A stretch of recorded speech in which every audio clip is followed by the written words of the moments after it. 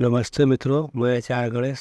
तो आइए सुनते हैं श्रीमद् वाल्मीकि रामायण का द्वितीय अध्याय का पाठ साधारण भाषा में, हिंदी में। द्वितीयो अध्याय। नारद सनत कुमार संवाद। सोदास या सोमदत्त नामक ब्राह्मण को राक्षसों की प्राप्ति तथा रामायण कथा श्रवण द्वारा उससे उद्धार।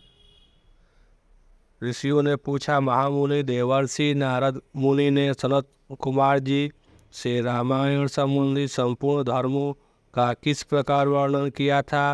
उन दोनों ब्रह्मवादी महात्माओं का किस क्षेत्र में मिलन हुआ? तात वे दोनों कहाँ ठहरे थे? नारद जी ने उनसे जो कुछ कहा था वह सब आप हम लोगों को बताइए। सूतोवाच। सूत जी ने कहा, मुनिवरों, सनकादि महात्मा भगवान ब्रह्मा जी के पुत्र माने गए हैं। उनमें ममता और अहंकार का तो नाम ही नहीं है। वे सब के सब उधर्वरेता नैष्ठिक ब्रह्मचारी हैं। मैं आप लोगों से उनके नाम बताता हूँ, सुनिए। सनक, सनंदन, सनत कुमार और सनातन, ये चारों सनकादि माने गए हैं। वे भगवान विष्णु के भक्त और महात्मा हैं। सदा ब्रह्मा के चिंतन में लगे रहते हैं। बड़े सत्यवादी हैं। सहस्त्रों सूर्यों के समान तेजस्वी एवं मोक्ष के अभिलाषी हैं।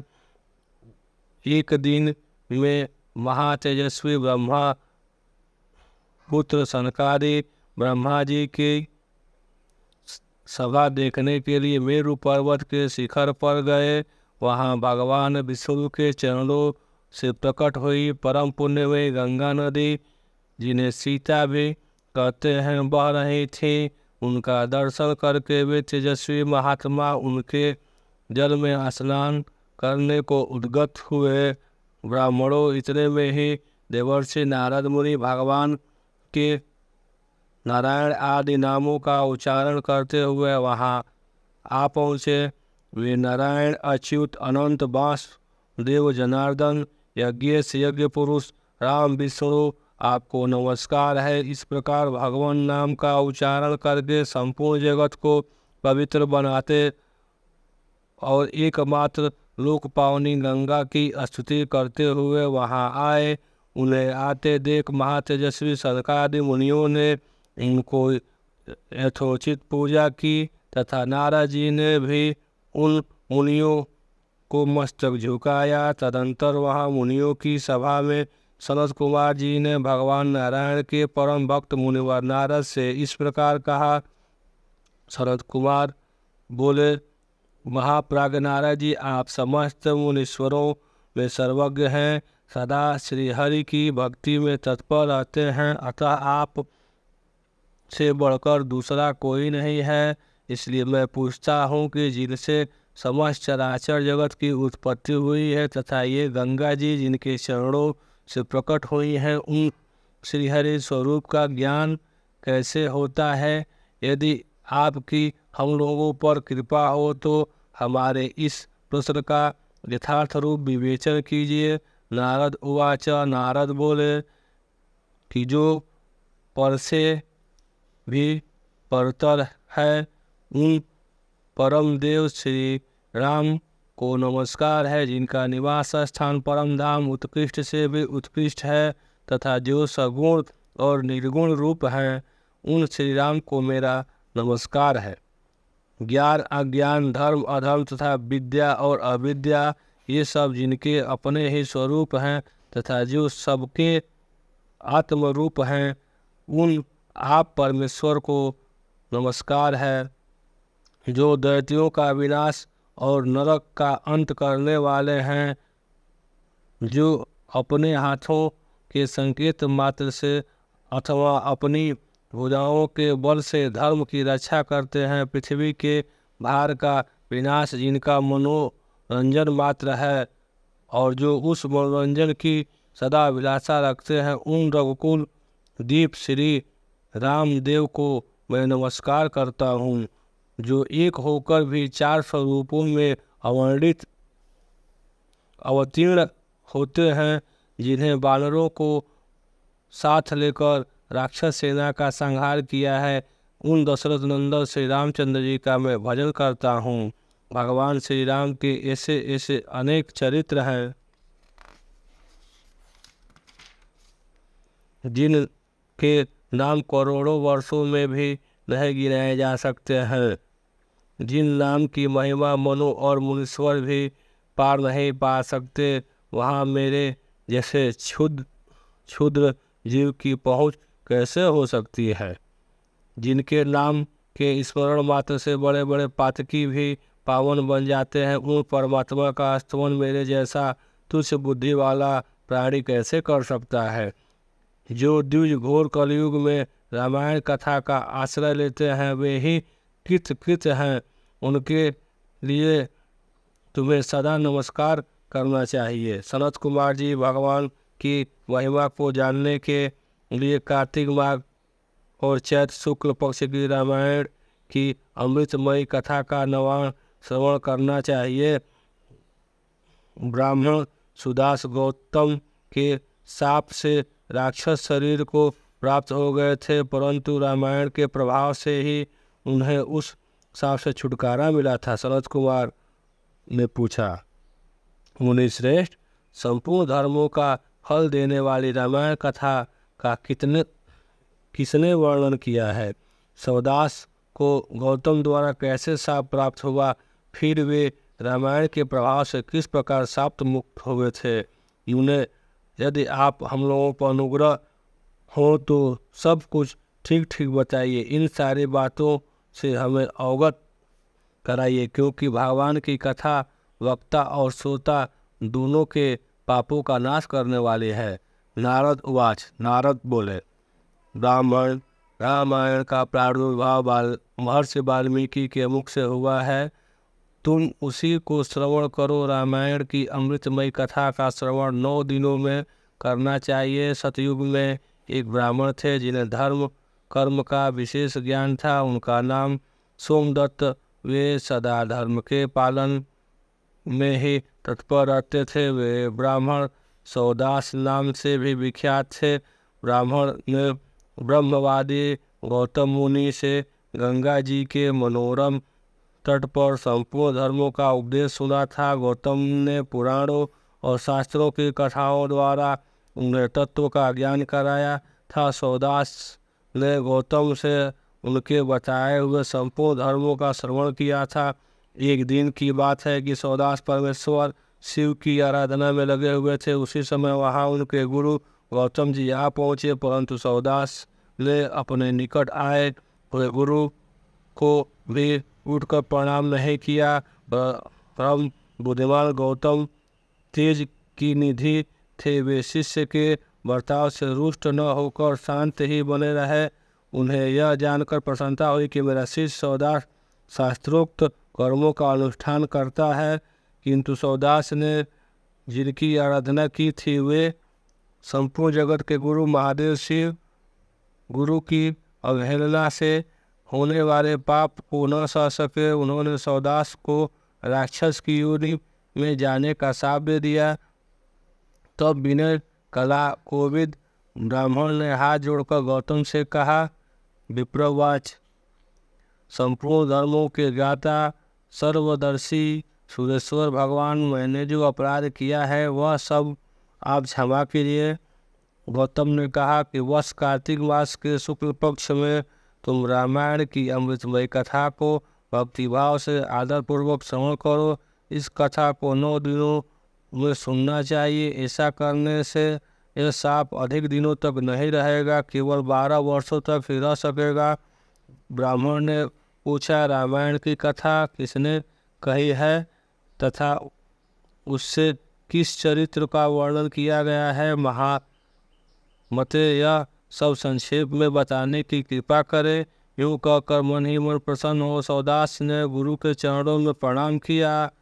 गौतम ने कहा कि ब्राह्मण सुनो, रामायण काव्य का निर्माण वाल्मीकि मुनि ने किया है। जिन भगवान राम के अवतार ग्रहण करके रावण आदि राक्षसों का संहार किया और देवताओं का कार्य संवारा था, उन्हीं के चरित्र का रामायण काव्य में वर्णन है, तुम उसी का श्रवण करो। कार्तिक मास के शुक्ल पक्ष में 9वें दिन अर्थात प्रतिपदा से नवमी तक रामायण की कथा सुननी चाहिए। वह समस्त पापों का नाश करने वाली है।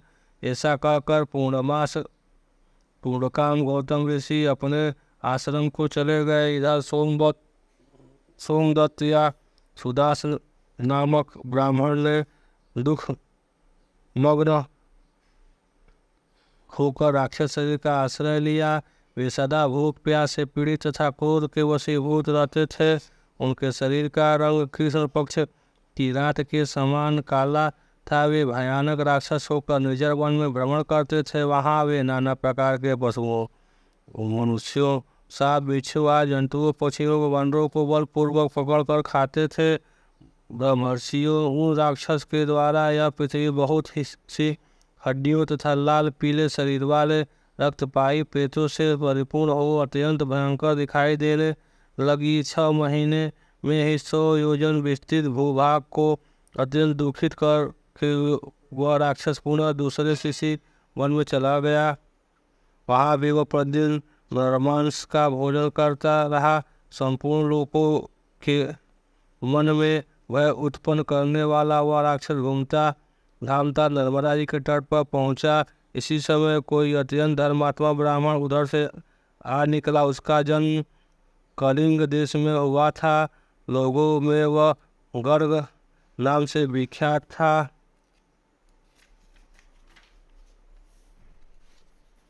कंधे पर गंगा जल लिए भगवान विश्वनाथ की स्तुति तथा श्री राम के नामों का गान करता हुआ वह ब्राह्मण बड़े हर्ष और उल्लास में भरकर उस पुण्य प्रदेश में आया था। गर्ग मुनि के आते देख राक्षस उदास बोल उठा कि हमें भोजन प्राप्त हो गया। ऐसा कहकर अपनी दोनों भुजाओं को ऊपर उठाए हुए वह मुनि की ओर चला, परंतु उसके द्वारा उच्चारित होने वाले भगवान नामों को सुनकर वह दूर ही खड़ा रहा। उन महर्षि को मारने में असमर्थ होकर राक्षस उनसे इस प्रकार बोला। राक्षस ने कहा, यह तो बड़े आश्चर्य की बात है कि भद्र महाभाग आप महात्मा को नमस्कार है। आप जो भगवान नामों का स्मरण कर रहे हैं, इतने में ही राक्षस भी दूर भाग जाते हैं। मैंने पहले कोटि सहस्त्र ब्राह्मणों का भक्षण किया है। ब्राह्मण, आपके पास जो नाम रूपी कवच है वही राक्षसों के महान भय से आपकी रक्षा करता है। आपके द्वारा किए गए नमस्कार मात्र से हम राक्षसों को भी परम शांति प्राप्त हो गई। यह भगवान अच्युत की कैसी महिमा है। महाभाग ब्राह्मण, आप श्री राम कथा के प्रभाव से सर्वथा राग आदि दोषों से रहित हो गए हैं। आप मुझ इस अधम पातक से बचाइए। मुनिश्रेष्ठ, मैंने पूर्व काल में अपने गुरु की अवहेलना की थी। फिर गुरु ने मुझ पर अनुग्रह किया और यह बात कही। पूर्व काल में वाल्मीकि मुनि जो रामायण की कथा कही है उसका कार्तिक मास के शुक्ल पक्ष में यत्नपूर्वक श्रवण करना चाहिए। इतना कहकर गुरुदेव ने पुनः यह सुंदर एवं सुखदायक वचन कहा कि रामायण की अमृतमयी कथा 9 दिन में सुननी चाहिए। अतः संपूर्ण शास्त्रों के तत्व को जानने वाले महाभाग ब्राह्मण, आप मुझे रामायण कथा सुनाकर इस पाप कर्म से मेरी रक्षा करिए। नारद वाच, नारद जी कहते हैं कि उस समय वहाँ राक्षस के मुख से रामायण का परिचय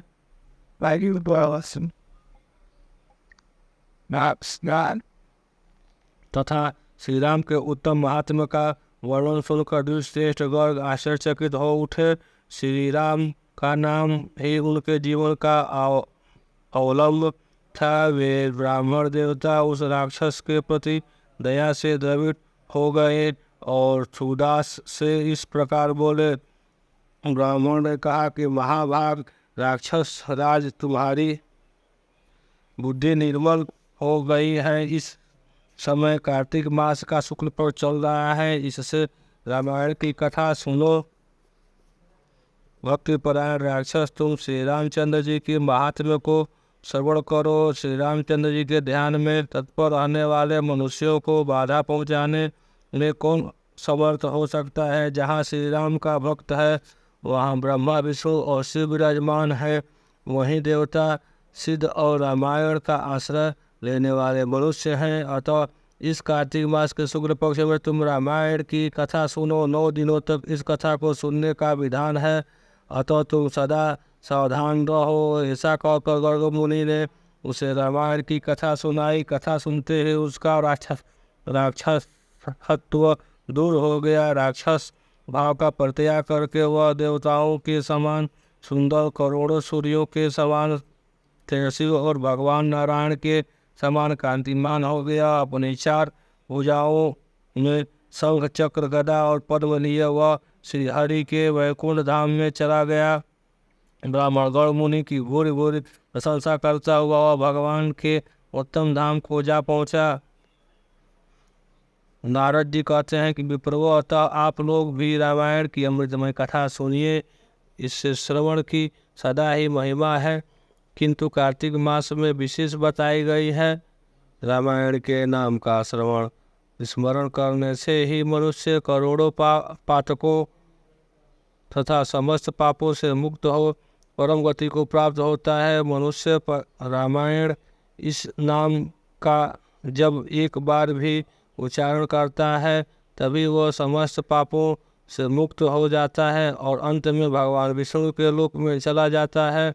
जो मनुष्य सदा भक्ति भाव से रामायण कथा को पढ़ते और सुनते हैं उन्हें गंगा स्नान की अपेक्षा 100 गुना पुण्य फल प्राप्त होता है।